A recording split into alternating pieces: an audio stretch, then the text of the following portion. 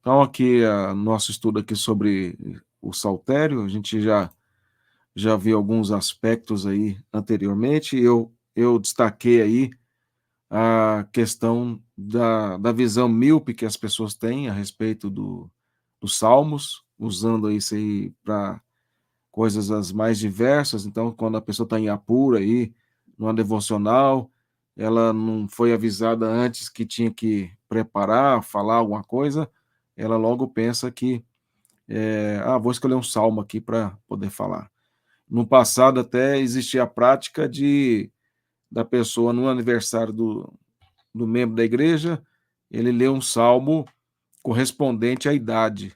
Isso é um problema sério. Imagine só ler o Salmo 51, que é uma confissão de pecados. A pessoa fez 51 anos, aí ele lê lá o Salmo 32 e assim por diante. Então, ou o Salmo 88, que é um salmo que de muita tristeza, de aflição por parte do justo ali, ele termina de uma forma até depressiva, e aí você lê no dia do aniversário da pessoa, que fez 88 anos. Então, são uns absurdos que a gente já viu para ser praticado dentro da igreja, com boa intenção, mas que mostram que as pessoas não têm entendimento da profundidade do saltério.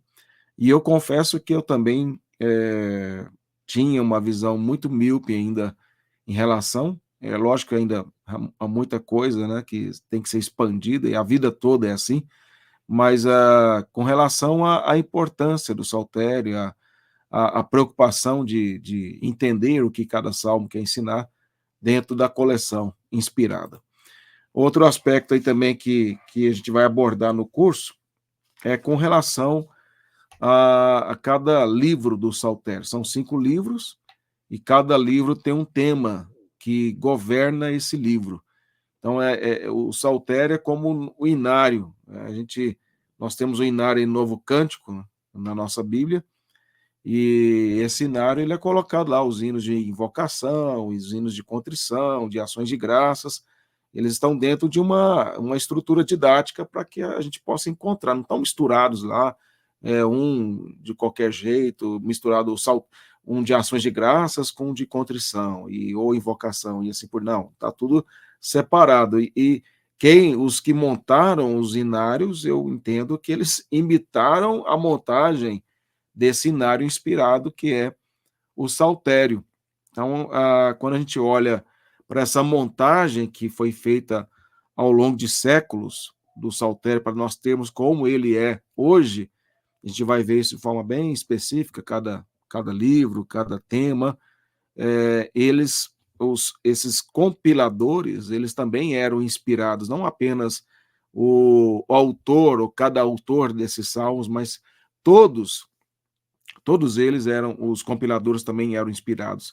E a montagem, ela é tão importante quanto o conteúdo de cada salmo.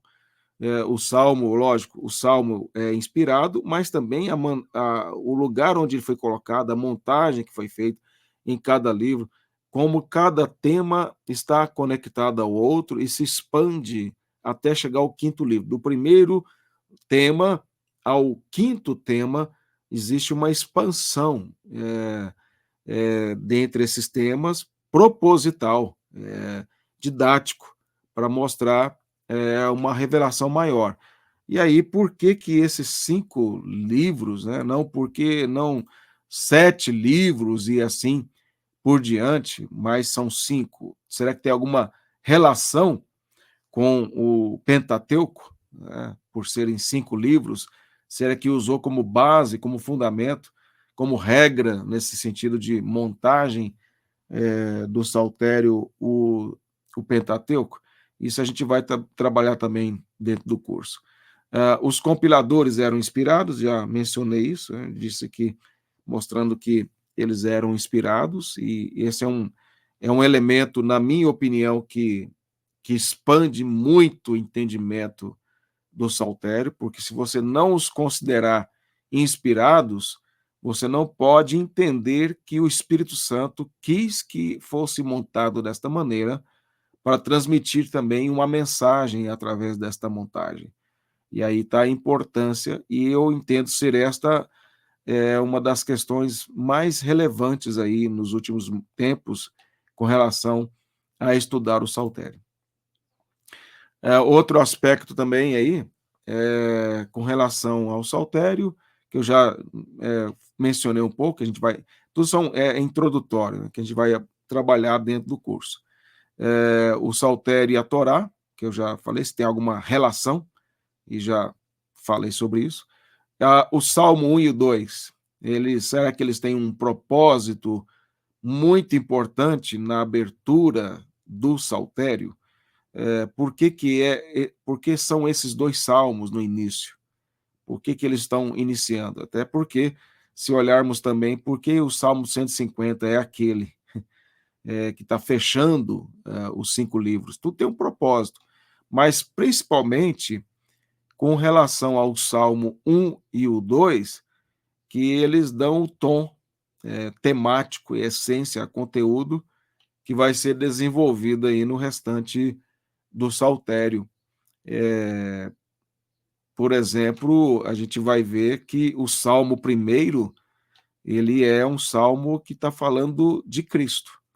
Não é o homem bem-aventurado lá que medita na lei do Senhor dia e noite e que não é seduzido pelos ímpios, não se assenta, não é envolvido pela mentalidade ímpia, é um homem perfeito. E depois da queda não existe homem perfeito a não ser o próprio Cristo. E ali aponta para ele. E no Salmo 2, a gente vai ver isso em detalhes.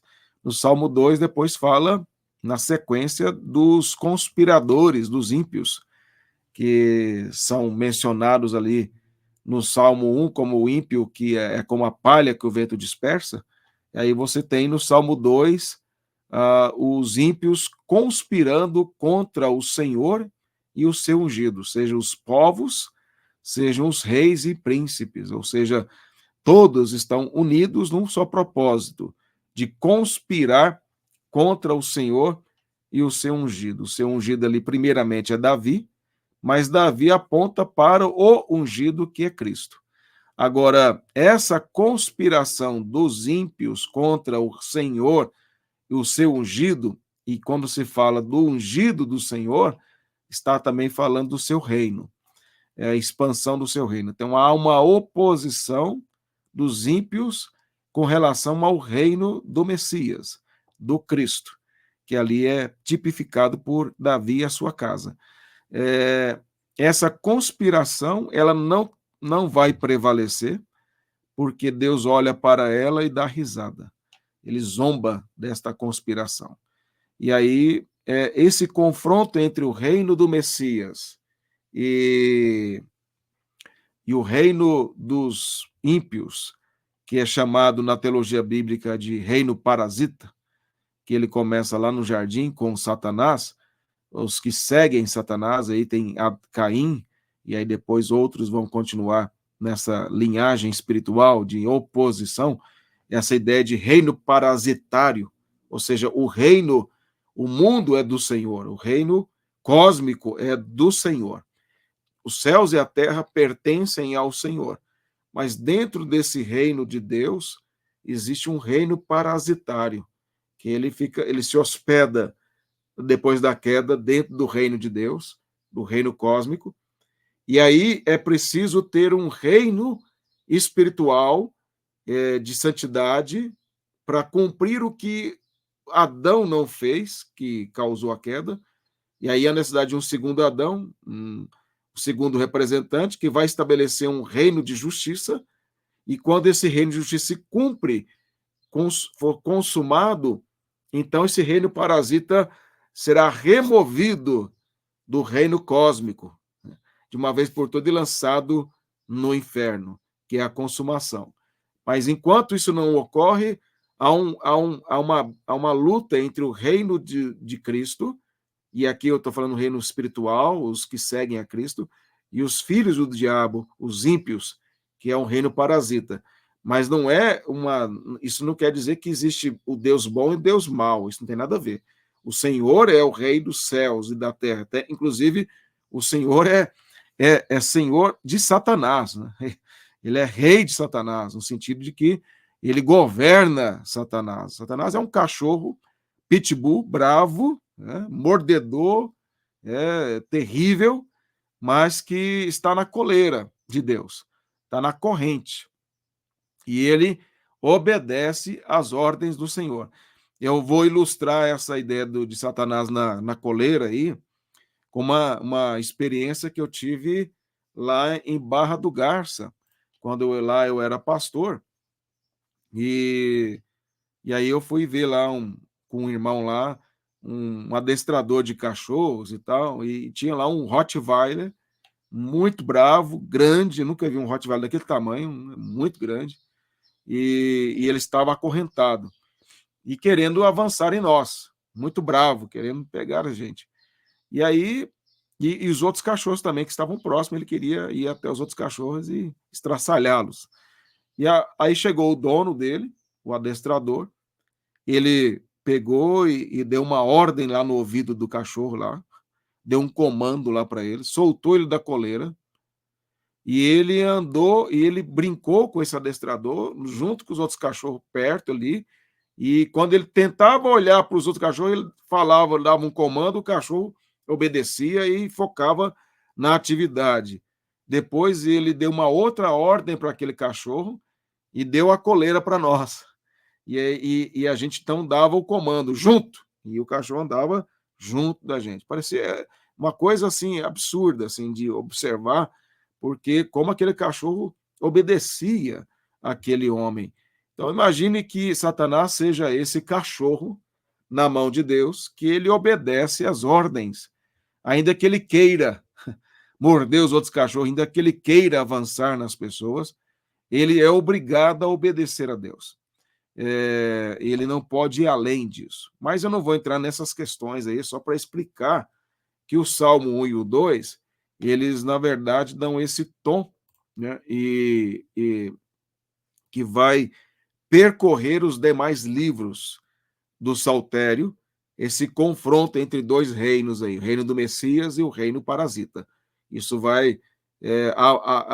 há momentos em que os salmistas parecem acreditar que o reino parasita vai prevalecer. E aí eles se mostram desanimados diante disso, que é o caso do livro 3, quando ele começa lá com o Salmo 73. O Salmo 73, ele vai falar, Asaf, ele já começa falando que ele quase desviou-se da fé, ali os seus pés quase desviaram, e ele começou a... Por quê? Porque ele começou a contemplar lá os ímpios, a prosperidade, e parece que nada acontece com eles, são arrogantes e parece impunes diante de tudo isso. E aí ele termina o salmo dizendo que ele meditou corretamente no templo, no tabernáculo, no caso, e, e aí ele concluiu que o fim desses homens é a destruição, é o juízo de Deus, e que o bem maior que alguém pode ter é o Senhor, e ele tinha, e ele termina mais ou menos assim. O que eu quero dizer é que o livro 3 ele tem esse tom de depressão, de tristeza, de angústia diante das aflições e do aparente prosperidade desse reino parasita.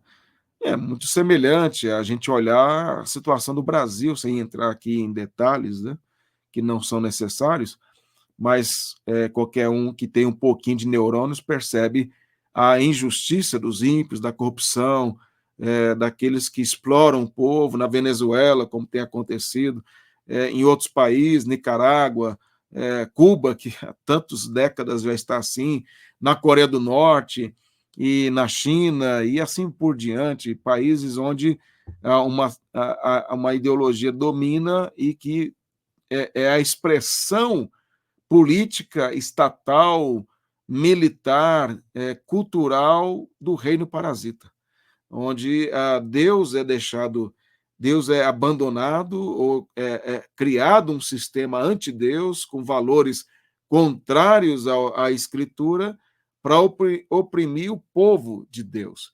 E entre não só essa ideologia, mas outras também que estão associadas. Mas o que eu quero destacar é, quando você olha para isso, parece que não há solução. parece que eles estão prosperando mesmo e que eles vão prevalecer, mas aí o que acontece? Vez ou outra, na história, como agora a gente está observando, de camarote, alguns desses que aparentemente eram intocáveis começam a cair, começam a ruína deles, e ainda que eles não tivessem uma ruína aqui, mas é muito difícil não acontecer, porque o que se planta colhe, e há uma consequência aqui também, ainda que eles morressem aparentemente prósperos naquilo que eles acreditam e que fizeram, há um juízo contra eles, é o que os salmos falam. Há um juízo, há um juiz, e que quando estiverem diante deste, que é o juiz da terra, dos céus e da terra, se até os demônios tremem de medo da ira de Deus, como diz Tiago, crês tu que Deus é um só, fazes bem, os demônios também creem e estremecem de medo. Se os demônios, quando nos gadarenos, 2 gadarenos lá, viram Jesus e vieste nos atormentar antes da hora, atormentar a ira de Cristo sobre eles, que é o inferno, se até Satanás, ele treme de medo do Senhor, imagine só esses ímpios quando estiverem diante do Senhor. É por isso que lá no Salmo 2 diz que o Senhor, ele fala para os povos, os príncipes se arrependerem, beijarem o filho, para que o pai não se ire, crê no filho, e ele fala que o filho, com o seu cetro de ferro, vai despedaçar ali os ímpios. A ideia de despedaçar ali é algo intenso, é no piel, né? É intensivo mesmo, causativo ali. Ele vai despedaçar com muita ira os ímpios, para mostrar que quando ele executar a sua ira, vai ser algo terrível. Isso, sem dúvida alguma, não é abordado pelas pessoas que pregam uma falsa teologia, porque isso choca muitos, pensar em um Deus irado, pensar em um Deus que exerça uma justiça tão severa assim contra os ímpios, mas é o que toda a Escritura fala, toda a Bíblia fala. E o saltério não ficaria de fora disso. Quando nós. Outro assunto também que vai ser abordado, e aqui a gente faz uma prévia, é dos salmos de degraus. Esses salmos, eles são muito importantes, porque são 15 salmos, e o Salmo 127, por exemplo, é o que divide ali os 15 salmos. Esses 15 salmos correspondiam aos 15 degraus do templo, para entrar no templo, para chegar no templo, porque são salmos de peregrinação. As tribos, elas peregrinavam até Jerusalém para apresentar o sacrifício ao Senhor, nas festas judaicas, e aí, enquanto eles caminhavam por dias, né, ali no deserto, se acampando e continuavam, então imagine uma caminhada longa num deserto, as pessoas têm que descansar, e aí elas montam lá as suas tendas, igual simula ali o que Israel fez quando saiu do Egito, em direção à Terra Prometida. Eles vão peregrinando em tendas e vão fazendo isso por dias, dependendo da distância que cada tribo está ali de Jerusalém, e aí eles vão cantando esses salmos, vão, entre aspas, em procissão, né? Porque a gente fala procissão, a gente pensa no catolicismo, com aquela ideia de carregar o santo, lá a imagem e tal, mas essa ideia de procissão aí, que vem da escritura, não de carregar imagem, não de fazer a idolatria, como fazem os católicos, mas a ideia de peregrinar, de caminharem um povo ali em direção à cidade, para poder, então, apresentar-se perante o Senhor, apresentar os seus sacrifícios. Ou seja, esses salmos de degraus, eles expressavam a fé desse povo nas promessas, na aliança do Senhor, na promessa da vinda do Messias e assim por diante. Então, são alguns dos aspectos, há outros que nós vamos abordar, também, como a questão da estrutura poética do saltério, como que os salmos são poesias, e como que é feita a poesia hebraica. A poesia hebraica não é com rima, como é feita aí a nossa língua, tanto no espanhol, né, na Venezuela, como também no português. Mas a poesia hebraica é, ela é estruturada com paralelismo. E a gente vai ver uma linha faz paralelo à outra, tanto para contraste como para reafirmar. E a questão aí existem vários outros aspectos, outras formas de paralelismo, a gente vai trabalhar cada uma, mostrar exemplos de cada uma.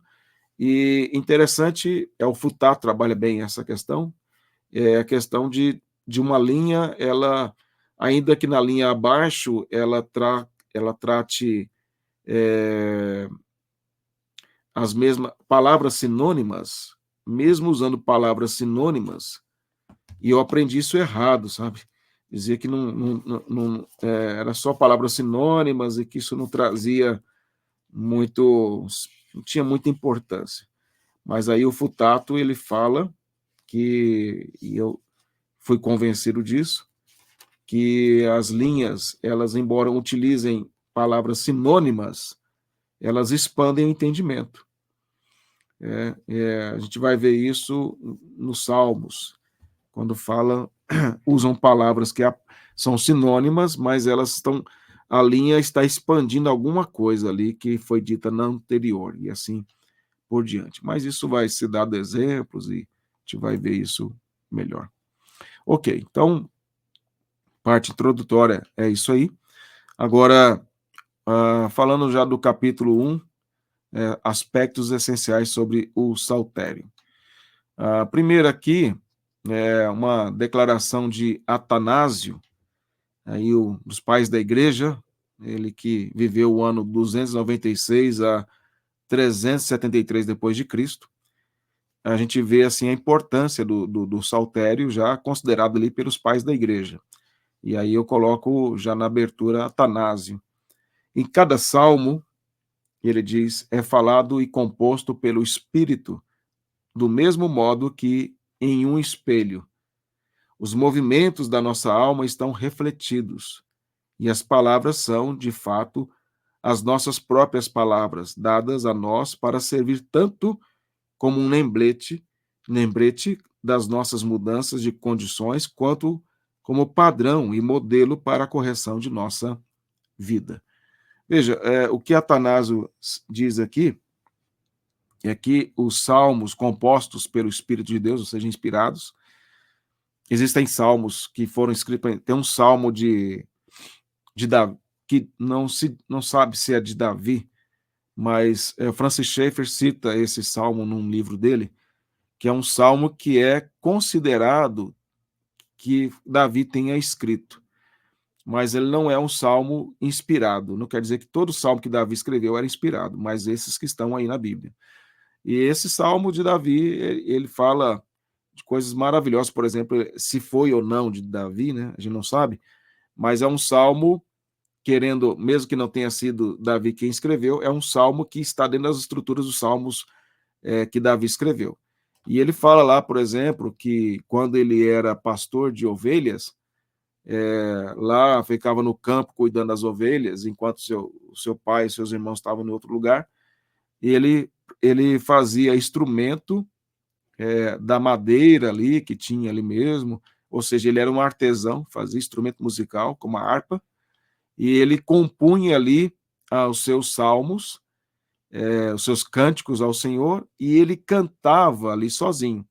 E aí ele mesmo faz esse diálogo aí dentro do Salmo, dizendo, alguns podem perguntar para quem que ele cantava daquela maneira, sendo que ele estava sozinho. E ele diz, eu cantava para o Senhor. Isso, aí o Francis Schaeffer comenta, dizendo, olha, isso mostra que nós temos que fazer o melhor para Deus, mesmo que ninguém veja. Você tem que fazer o melhor. E é o que Davi fazia, sendo dele ou não, mas era certamente uma realidade, porque ele era um rapaz piedoso. muito crente, e ele fazia isso lá no pasto, no deserto, onde as ovelhas estavam ali, onde não tinha ninguém para aplaudir ele, ninguém para ver o seu talento, mas ele fazia o melhor ali, porque a sua preocupação era, de fato, glorificar a Deus. É o que Jesus ensina no Sermão do Monte, em todos os seus ensinos, de fazer para aquele que vem em secreto. Fazer sempre para aquele que vem em secreto, porque essa tem que ser o propósito. Mas o que eu quero dizer aqui é que Atanásio fala que o Salmo é como um espelho, e em que tem os movimentos da nossa alma ali refletidos. Muito bonito isso, profundo. A nossa alma, no espelho, tem os movimentos. O Salmo é como um espelho onde nós vemos os movimentos da nossa alma. Por isso que nós gostamos tanto dos Salmos, porque a gente se identifica com eles. A gente fala, poxa, eu estou vivendo isso, eu estou passando por essa aflição, e quando eu leio isso aqui, eu fico encantado da maneira como Deus está me consolando, me orientando. Agora, isso é verdade, e realmente que os salmos, eles trazem esse espelho da alma, os movimentos da alma aí.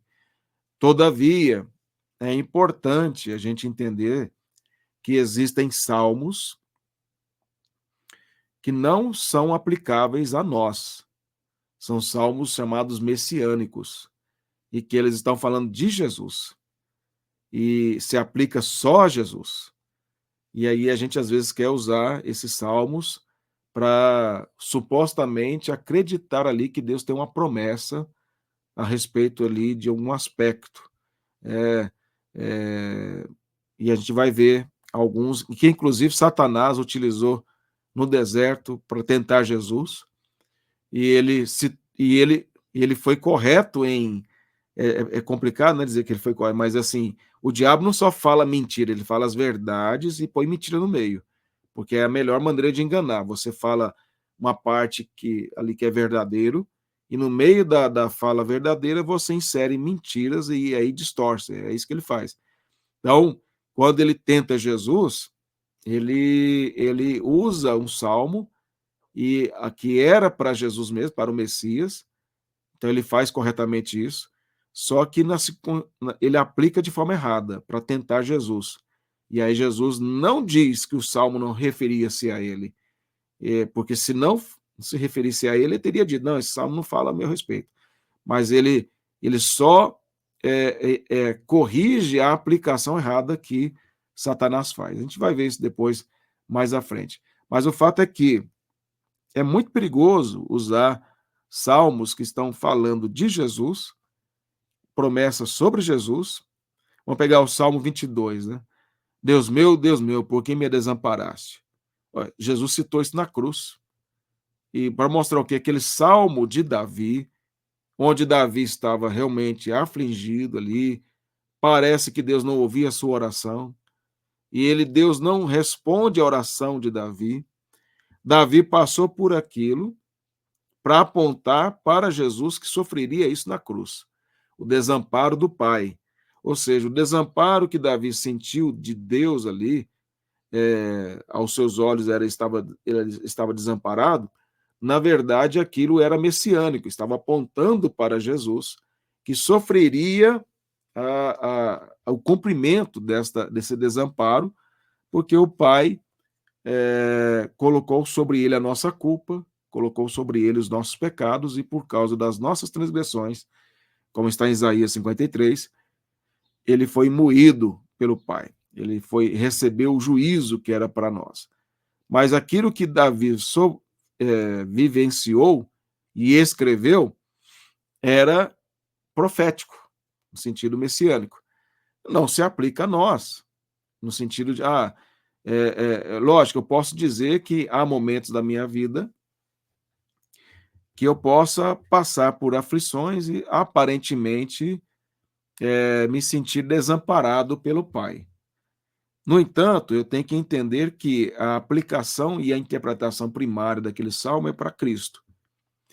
Aí eu tenho que olhar o seguinte: se Cristo sofreu essa angústia, eu também posso sofrer por ele, por meio dele. Hebreus capítulo 12, diz lá que nós devemos correr a carreira que nos está proposta, e nós temos uma nuvem de testemunhas dos crentes do Antigo Testamento, incluindo Davi, que passaram por aflições e dificuldades, mas o nosso olhar tem que estar no autor e consumador da nossa fé, que é Jesus. E aí o autor diz o quê?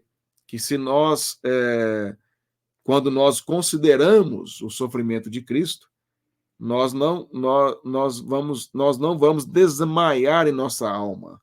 O que ele está querendo dizer é o seguinte: quando aqueles leitores da carta aos Hebreus estavam passando por aflições, por angústias, mas se eles considerassem o que Jesus passou por eles, eles não teriam razões para reclamar, para murmurar e desmaiar em suas almas. Então, quando a gente olha o Salmo 22, é nessa perspectiva. Considerando que Jesus passou, eu não posso me desanimar, porque ele está comigo e ele vai me dar a graça e a força para suportar, e eu já tenho a certeza de que ele suportou em meu lugar o desamparo do Pai, e por isso eu jamais serei desamparado pelo Pai, porque Jesus é o Emanuel, é o Deus conosco. Veja, muda tudo, muda toda a perspectiva, porque é gostoso quando você olha os salmos e tenta achar sempre que eles estão falando primariamente de você. Aí você tira Cristo e coloca você. Não, eu sou mais importante e é assim que eu me sinto e eu gosto. É igual você pegar provérbios e lá pega um provérbio e começa a fazer as interpretações e aplicações e tal. E aí você acha que aquele provérbio só está falando de você. E a pergunta lógica é: cadê Cristo? Onde Cristo aparece em Provérbios? Ele não é o centro das Escrituras? Ele não a Escritura não testemunha a respeito dele? Se você interpretar Provérbios apenas do ponto de vista da sabedoria prática, como ditados populares, inspirados, você está agindo como um rabi, que não enxerga Cristo no Antigo Testamento, não enxerga Cristo em Provérbios. E se você interpretar os Salmos também apenas como livros, salmos que falam da sua experiência existencial, as suas lutas e aflições, como espelho apenas, que tem os movimentos da alma, e não estou aqui discordando da afirmação de Atanásio, mas apenas dizendo que é um perigo pensar só nisso, nesse aspecto, você não vê Cristo. E aí fala, mas onde está Cristo aqui? Não, não preciso dele aqui não, aqui é uma coisa para mim, que eu não preciso de encontrá-lo aqui. Mas é em Cristo que nós encontramos o alívio para a alma. É em Cristo que nós encontramos o descanso, como lá em Mateus capítulo 11. E como que eu vou encontrar descanso descanso nos Salmos se eu não encontrar a mensagem do Evangelho ali? Então, isso é importantíssimo. Outro pensador, né, que eu não poderia deixar de considerar sobre os Salmos é João Calvino. Então, Calvino escreveu muitos comentários, fez comentários sobre os Salmos, todos os Salmos, de forma muito profunda, muito exegética, 500 anos atrás, com pouquíssimas ferramentas comparadas a hoje, e a sua escrita profunda sobre isso. Mas ele diz o seguinte: tenho por costume denominar este livro, os Salmos, e creio não de forma incorreta, de uma anatomia de todas as partes da alma. Veja, Atanásio disse que os Salmos são como um espelho que reflete ali os movimentos da alma. Já Calvino diz que os Salmos ele tem uma anatomia de todas as partes da alma. Que coisa bela. Pois não há sequer uma emoção da qual alguém, porventura, tenha participado que não esteja aí representada como espelho. Veja, não há nada na experiência humana, Calvino diz, que emocionalmente falando, qualquer experiência que você não encontre nos Salmos ali a anatomia dessa emoção, seja alegria, tristeza, aflição e assim por diante.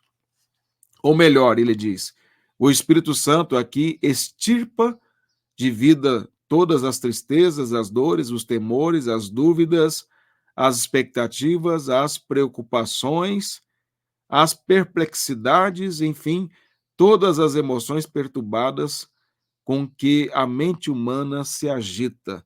Nos Salmos, o Espírito Santo ele remove, por meio da meditação correta deles, dos Salmos, remove os temores, as dúvidas, remove as falsas expectativas ou expectativas frustradas, preocupações, perplexidades e assim por diante. Ou seja, nós entendendo corretamente os Salmos, a gente vai encontrando o alívio, a remoção desses sentimentos errados. As demais partes da Escritura contêm os mandamentos, os quais Deus ordenou a seus servos que nos anunciassem.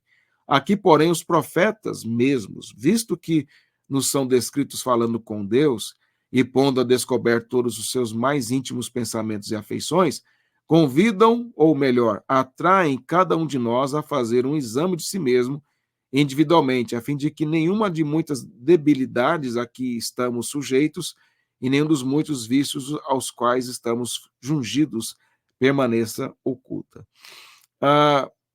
Quando os profetas falam, nos outros textos bíblicos, Deus falando por meio deles, nos exortando, mas nos Salmos a gente encontra o quê? O profeta ali falando com Deus, ele expressando a Deus em oração as suas angústias. Então, veja, nós encontramos os mandamentos, Deus ordenando a gente, Calvin está colocando, ordenando como devemos viver por meio dos profetas, mas nos Salmos são os profetas falando com Deus. Eles, quando eu digo profetas aqui, não estou falando de ofício profético, mas no sentido de profetizar, como Davi, por exemplo, que não era profeta de ofício, mas profetizou. Asaf e assim por diante. Então, esses profetas, como inspirados por Deus, eles expressam a Deus as suas angústias. E é por isso que nós encontramos ali a anatomia da nossa alma, em cada parte da nossa alma, como Calvino coloca aqui.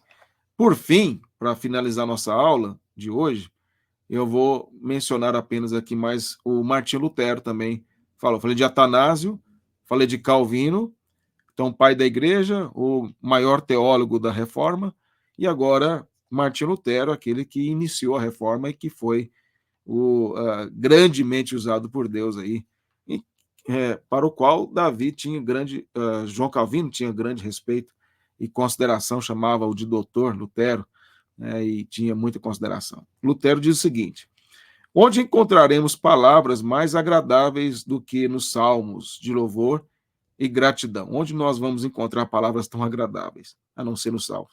Lá você olha para os corações de todos os santos, como em feira e jardins agradáveis. Imagine, eles estão expressando sobre os salmos de forma poética também.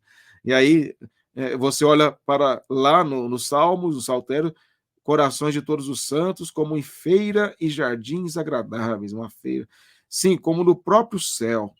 Lá você vê que flores lindas e agradáveis brotam do coração para todos os tipos de belos e alegres pensamentos dirigidos a Deus, por causa de sua bênção. Por outro lado, onde você encontra palavras mais profundas, mais tristes, mais melancólicas, sobre a loucura do que nos salmos de lamentação. Então ele está dizendo, você tanto encontra palavras ali agradáveis, que brotam de alegria, de satisfação em Deus, como também você encontra nos salmos de lamentações, tristeza, melancolia, como eu já falei também aqui, de alguns salmos aí, o Salmo 88, por exemplo. Lá, mais uma vez, você olha para os corações de todos os santos, como olha para a morte, sim, como olha para o próprio inferno. Porque eles estão ali tão angustiados, tão sofrendo tanto, que eles vivem um inferno ali, na verdade, dentro das suas almas. Quão triste e escuro é lá, com todos os tipos de sentimentos conturbados sobre a ira de Deus. Assim também, quando eles falam de medo e esperança, eles usam tais palavras que nenhum pintor poderia descrevê-las, como medo e esperança, e nem Cícero ou qualquer outro orador as descreveriam assim. Então, Martin Lutero coloca que você encontra nos Salmos tanto momentos de alegria, de satisfação, como de crise, de aflição, de angústias, é, que, que refletem aquilo que Atanásio falou, como um espelho que pega os movimentos da alma, ou como uma anatomia de todas as partes da alma, como Calvino colocou. É a mesma linha de pensamento aqui a respeito do saltério. Então, quando a gente olha para esses salmos, a gente vê aí músicas que são inspiradas, poesias, e que eu até coloquei assim, que imagine o poder de músicas inspiradas e colocadas didaticamente, referindo-se ao saltério aqui, no lugar correto para completar a lista do playlist do Espírito Santo. Então, é como uma playlist aqui que o Espírito Santo colocou para a gente ouvir. A gente monta na playlist lá as músicas que a gente quer ouvir e fica lá ouvindo. E tal. Aqui, quem montou a playlist aqui foi o Espírito Santo, para a gente poder ouvir, ler, meditar e no coração. É assim que nós devemos olhar para o saltério. Ou seja, só nesta parte nós já encontramos tantas riquezas que envolve estudar o saltério. Não é só estudar tecnicamente as estruturas e tal, mas de forma bem didática e bem edificante. Então, basicamente, é isso aí.